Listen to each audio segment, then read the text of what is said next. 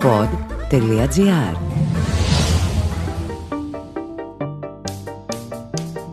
It's great to see you, even from that distance. Same here, thank you. I'm a big fan of yours. It's a great honor to have you here in my podcast. Thanks, man. And likewise, thank you for asking me. I'm Dimitris from Greece, home studio podcast, #1 podcast in Greece. And I have a brand in social media for music as Mr. Music. Okay? I love that. Yes. What a reference. Music, Mr. Music. So let's begin like the podcast. So I'll begin with the intro and we'll go to the questions. Okay. Today on the Home Studio podcast, I have the honor of welcoming one of the most quietly revolutionary guitarists of our time. A musician who never chased trends but shaped them through soulful precision, technical clarity, and a melodic fingerprint you instantly recognize.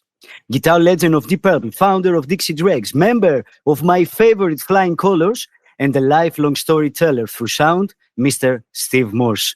Hi, Steve. Wow. Hello. What a intense intro. That's you're quite a good writer in English. Because I'm a big fan of yours. So I totally recognize your talent and what you did for our music. And I'm thankful for that. Well, thank you for all that. Wow. Like I said, what an intro. Let's go right away to the new album. So this album feels like both a comeback and a personal statement. What did triangulation represent for you emotionally after the most difficult years of your life, as you have said? Yeah, wow. I think you nailed it. Your analysis is perfect. Are you sure you're not a writer? You don't write books? All right. I write articles as a journalist, okay. So I think, yeah, I think there's a talent there to be able to sum up something and write so well about it. So exactly what it was something I needed to do and something I was longing to do. First of all, watching the, Deep Purple ride away, the train pull away from the station and knowing, you're probably never going to see that train again, that you've lived almost 3 decades, half of my, more than half of my musical life, my musical playing years. So seeing that, and then losing my wife, and this was all after COVID, which was depressing enough for all of us. So yeah, I really needed something to pour my heart into that was worth it spiritually. You can't be too self-indulgent and it doesn't feed your soul. But music is special. You can put energy into it as long as you're doing it for the good reasons.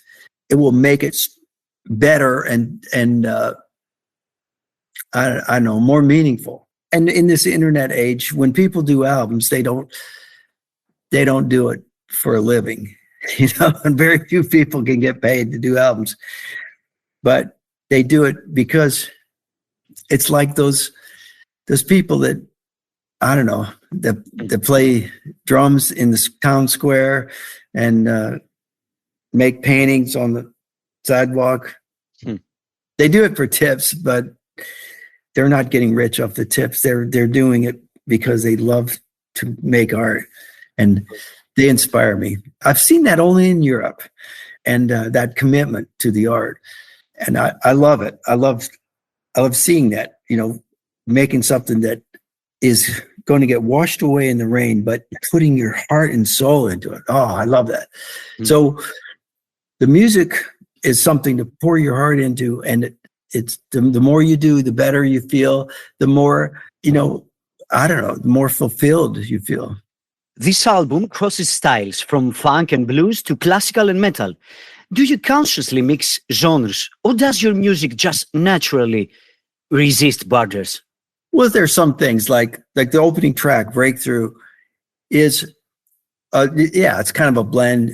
The riff is kind of funk, kind of rock, and there's some jazzy elements, and we like to play with swing notes, in swing time most of the time. So there's already those 3 things mixed in with just the natural approach. And I can't help but try to put other things in the music and have them come and go. And for some people in Purple, that was really frustrating, that I would try to change the band. And to me, it was just a natural thing. I mean, I didn't know that you could survive if you didn't try different things, but you can survive. They proved you can survive for 6 decades.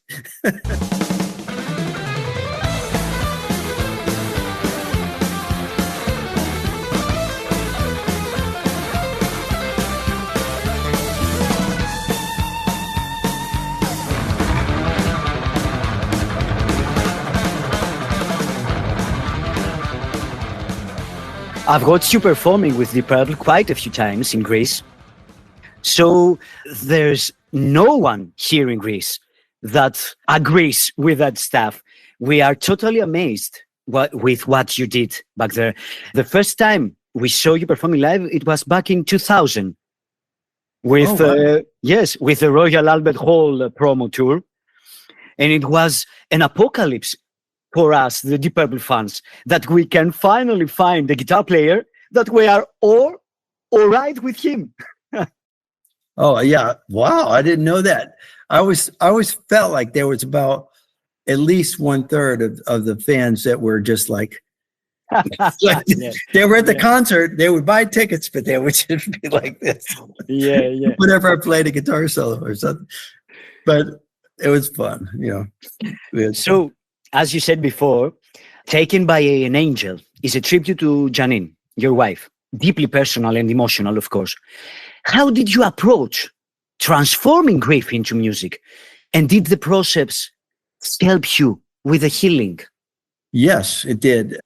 The part at the end that's uplifting, it was something I'd written as a alternate for contact loss when Kalpana and the astronauts died, on their reentry because of the heat shield failing. So, and in fact, we actually tried that idea with Purple, and they weren't into it. It didn't work. Whatever. And sometimes I do things. I try things that are not appropriate because you just don't know until you try. And I'm a big believer in trying.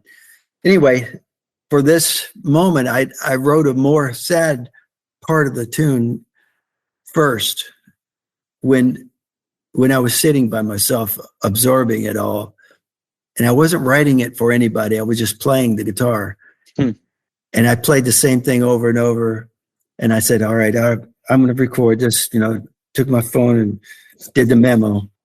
And then later I listened to it. I said, this is the sad part, but what about the uplifting part with the hope of a better life for our spirits and our souls? I'll put that together and let me change the key of this. Let me change that. And then my son and I played that at the memorial. I said, this fits very well. And then that was it. I thought that was it. And my son said, you've been working on this album. Why don't you put that on there?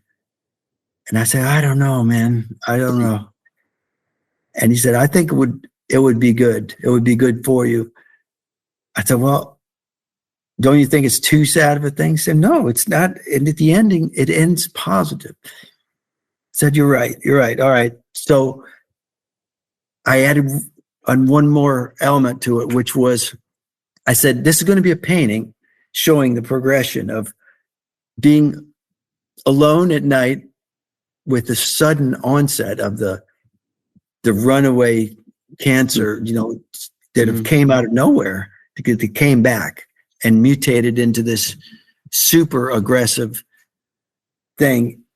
And starting with, here you are alone at night, all the visitors have gone, you're talking to your wife who may not be able to hear you, and this is happening so fast that this is the end. It's total sad, lonely, quiet. All you hear is the machines. And so that's the beginning of it. And then it gets more complex and more reflective. And then finally, we're at the point where, like I said, coming of the angels, the whole positive, uplifting, and just screaming at the same time with those high guitars, put that all together. So it's like a painting of what I felt, and what I hope somebody could experience if they, I don't know, if I was listening to somebody's album, I don't know if I would want to hear all their sadness in a tune. So I tried to make it really short, but put everything I could into every note. Steve, thank you for letting us carry some of this weight. It's an honor for each one of our fans, and we deeply appreciate that you share this story with each one of us. Thank you very much. It was because of my son. He was the one that, he came up with that great acoustic part that was so easy to play over.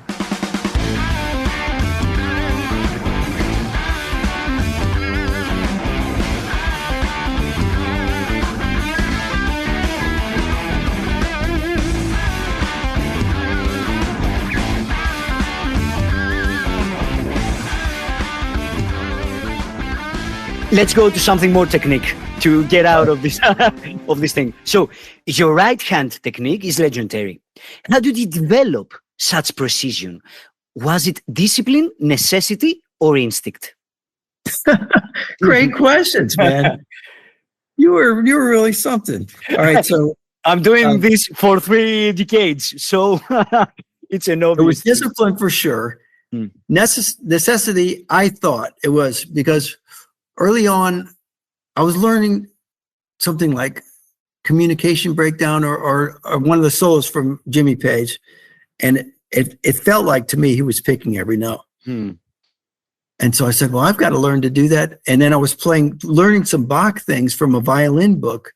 My grandfather had died and my grandmother gave me his violin. I didn't know how to play violin, but I found a little book inside. There was violin partitas by Bach. And Bach could, he'd say like, all right, I got to teach some violin lessons. I better write a book, write some lessons. Here's some unbelievably musical lines. Okay, here you go. This will be your lesson for today. And that's the kind of writer he was. And the kind of writer I've always wanted to be. And I was going through these saying, these don't lay out like blues riffs, like Hendrix riff or Clapton things. I'm having to jump across the strings, and I need to pick all these notes in order to do this. I need to get in the habit of not caring if my pick is going this way or that way when I cross a string. And I realized the mechanical problem early on. So it became my quest to get so used to picking every note that it becomes natural. And over years and years and years and years, I did it. And I practiced for so long, and I used my own technique of picking with a twisting motion so that I could mute the strings on this side or this side of the note I was picking. And that gave me extraordinary control. It allowed me to play with a clean sound, even when I was playing with distortion. So that became my thing. And well, yeah, actually, like John Petrucci took that idea of picking every note, which lots of people have done, but nobody has done it to the level that he's taken it. He's just out into outer space with his precision and musicality of it. But that's what I was trying to do. He did what I was trying to do. So is there still room for innovation on the electric guitar? Or have we reached its natural limits? Well, yes, there's room for innovation. Ron Thal is a friend of mine, and he does stuff like using that thimble slide and playing the fretless double neck and just constantly being creative. Now that's part of his genius is being such a great creator. And I guess my role at this time is going to be to kind of I've got to relearn a different technique because my wrist is too messed up now. And I'm going to maybe play with more legato. And I think I could still write and play music the same way, but I might have to use fingers. I don't know what I'm going to do, but I'm going to revamp my technique one more time. So that's so that I can keep playing and be able to play a little longer, because I'm not ready to hang it up. Of course. And we are not ready for you to hang it to retire. So be careful, man. We need you. Well, I can't retire anyway. Yeah. I don't know how to do it. Okay, that's great for us. I tell my friends, they said, "What's it like being retired?" I said, "Well, when I worked all the time, I was busy. Now that I'm retired, I'm busier." I said, because once people have realized that I'll work for free, I get a lot more work. I see. What a business plan. So let's go back to one of my favorite eras in rock history, the perpendicular one, your first album with Deep Purple. So let's go back to the moment of the recordings of the album and the writing of the album. Do you remember anything from those first moments with the band, or is it blurry after those years? No, I remember a lot of it because that was a really good time. I didn't know all the rules. So I was kind of like in the movies and the comedies, you'll see the American guy comes in and the people in the room are being quiet and they have a customs, or maybe they're drinking tea or something.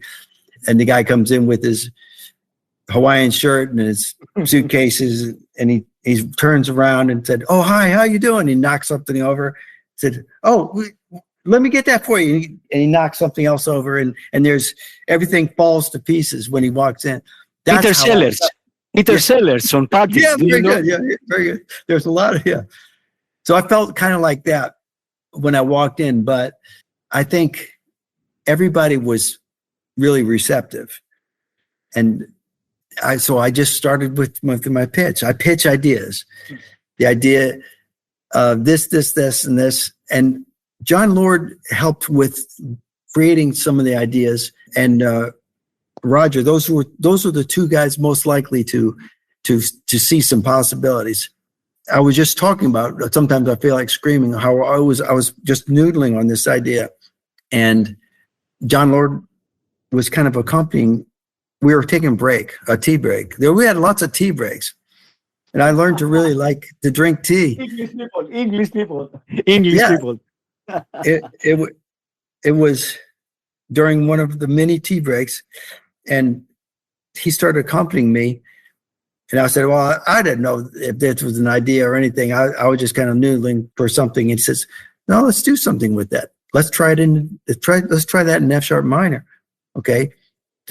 Let's go to C sharp minor. Okay. And that became the idea of, at the end, how we keep changing keys and trying to build it. And Ian was up for it. Both Ians were up for it, for making a more rock verse. Anyway, by the end of the day, we had the tune mapped out on the tape. We were in the studio writing and doing it. And then I was really pleased that Ian was receptive. Ian Gillan was receptive to like the Aviator idea or the Touch Away things, because in my mind, I thought Deep Purple could be like, have elements of classic Deep Purple mixed with like some acoustic things, some different things, like kind of like how Richie did with Blackmore's Night, some of that mixed in with it. I thought would be really cool. And as time went on with the band, I think they thought less and less of that idea.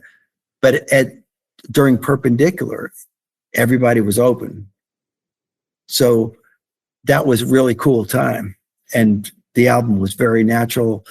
And at that time, I didn't even know kind of like the rules in the band. And so I was going up to Ian Gillan and saying, "Hey, what about if you sang this and this?" And there was nobody said anything. And later I found out that, no, you don't tell Ian what to sing. You let him You let him do his thing, you know. But I was like the guy that walked in the room with the suitcases. Peter Sellers. Yeah.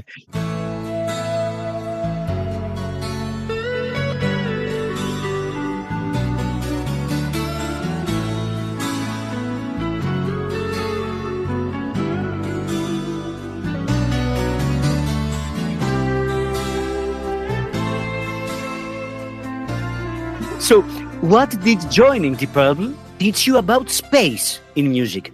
About when not to play? Good point. That was one of Ian Gillan's things, is he really concentrated on my rhythm playing, and he was very supportive when I would accidentally do something good. Especially at first, he was very gentle when I was doing something he didn't like. So I learned exactly, I think you said it better than I can say it.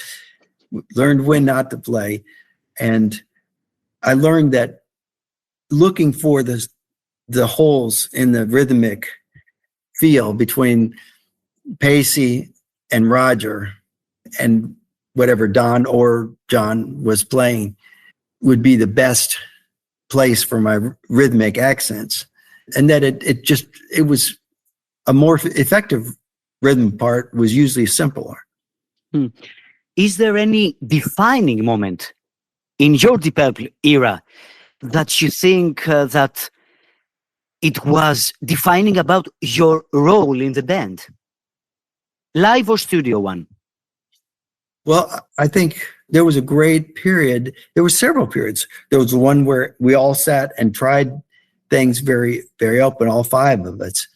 And then there was another period after John was not available all the time. He's working on this concerto thing, and we were doing another studio album where I would spend the morning before the guys came in jamming with Ian Pace.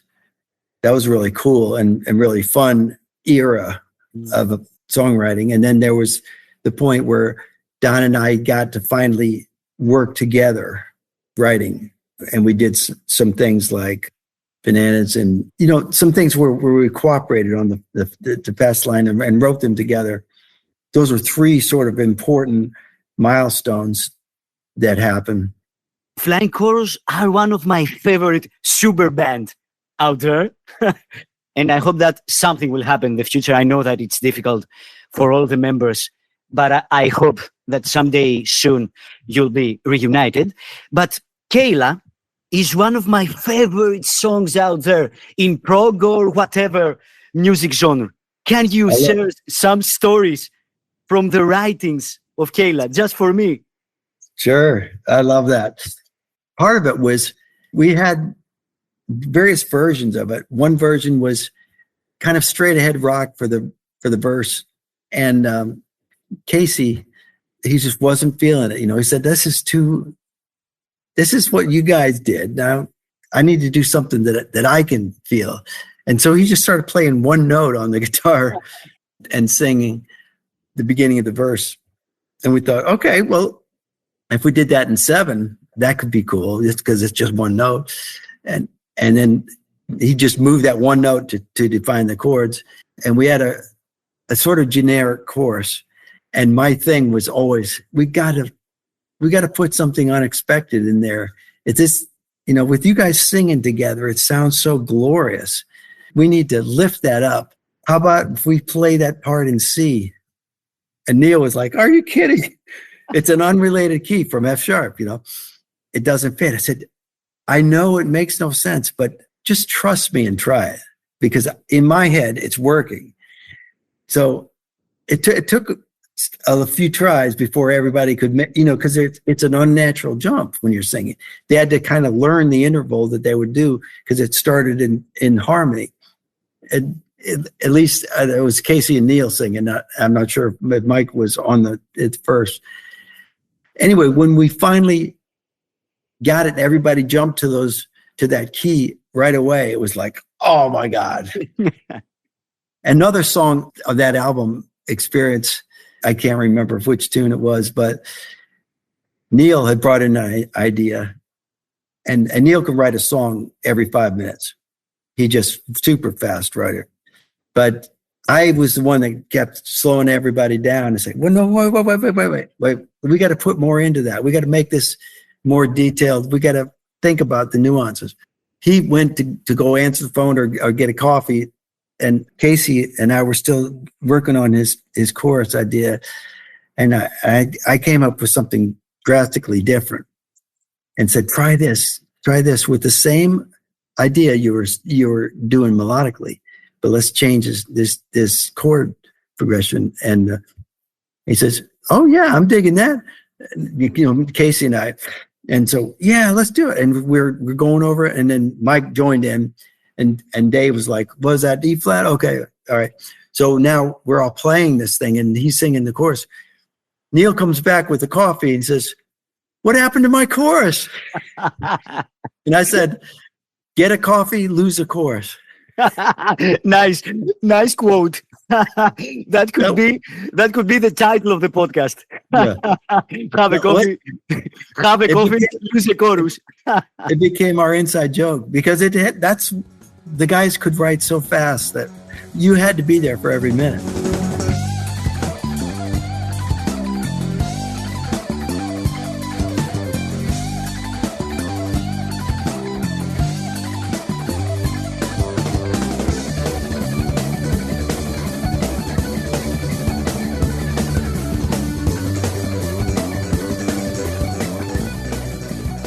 It was a pleasure, but I will have an outro with dilemmas. Okay, this or that. Iconic guitar players.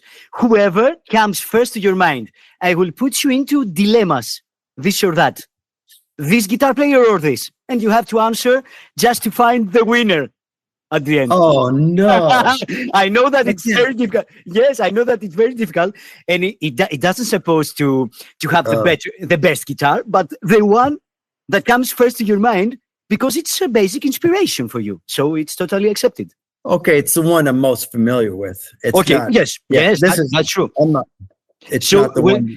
Yes, we'll have to find your psychosynthesis as a guitar player from that. Okay, so let's go. Jeff Beck or Eric Clapton? Again, the first one. That's an even split. Eric Clapton, great phrasing. Jeff Beck, more innovative, real strong, heavy sound, especially when he was playing the Les Paul. They were both absolutely 50-50. I know. They were 50-50 on my turntable. So I think Jeff Beck group, truth. Okay. We'll grab Jeff. Jeff Beck or David Gilmour? Well, still Beck, because I knew him better than David Gilmour. But David Gilmour, great phrasing. Jeff Beck or Mark Knopfler? Wait, I don't get it. Jeff Beck was a big influence. So, yes. And Mark Knopfler, very melodic. Of course. Jeff Beck or Jimmy Page? Oh, man. Page was, he covered too many bases. He has to be on top here because he was the writer, producer, soloist, and he had something special about the way that he could arrange and produce the guitars. For back then, that was groundbreaking. I saw them in the 60s, late 60s, or I think it was late 60s. Wasn't that when that? Yeah. With the Yardbirds. With the Yardbirds. Yeah, with the Yardbirds maybe, or Led Zeppelin. Early Led Zeppelin, when they first time they came to US. Yeah, it was late really 60s. Yeah, late. And he was playing like with the violin bow and the wah-wah. And so as a kid, I did that myself, so I was imitating Jimmy Page. So I have to put him down. So the torture will end soon. So Jimmy Page or Brian May? Well, just, Jimmy was a big part of my life. Sorry. Brian May was, the things he did with Queen were groundbreaking when he did the guitar choir of the national anthem. I thought that was beautiful and really showed for people like me, opened up that, wow, so there's multi-tracking. Yeah. So how many tracks do I need to do that? Too many consoles, too many consoles in a parallel mode. So 2 more, okay. Are you in? Okay. So Jimmy Page or Jimi Hendrix? Oh man.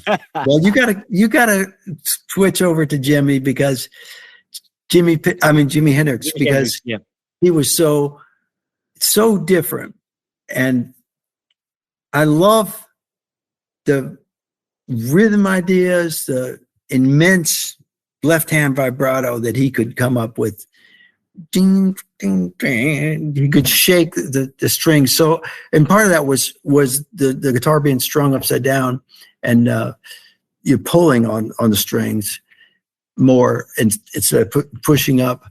But wow, what an innovator, and so soulful, so everything. You know, everybody said everything about Hendrix. I don't need to speak yet. And the last one, I promise, Jimi Hendrix or Stevie Ray Vaughan? I know that you have been inspired by Stevie. Yeah. Yes. I mean, the last one. I think Jimmy had the widest breadth of writing, so I will go with that. But Stevie Ray Vaughan, actually, we played a gig with the Dregs and Stevie Ray Vaughan, and we were like, this guy's insanely good. And he had such a great tone because he was playing on these super thick strings with the strength of an ox. Just he was making the guitar. He was putting so much into his performance that everybody in that club was into it. They could tell. And, you know, before he even, just the solo from any one of his tunes would knock over the audience because his passion and his execution, his technique, he was so into it and so good. Steve, thank you. It was one of my best times ever in an interview because I've learned so many things from your eras, from all those decades. And thank you for your good vibes. It was a pleasure. Thank you. And great questions, by the way. Man. Thanks, man. I hope that we'll see you performing soon in Greece or in Europe, maybe. I wish that will happen. Thank you. Bye, Steve. Thank you very much. Bye, man. Bye, everybody. Thanks for watching.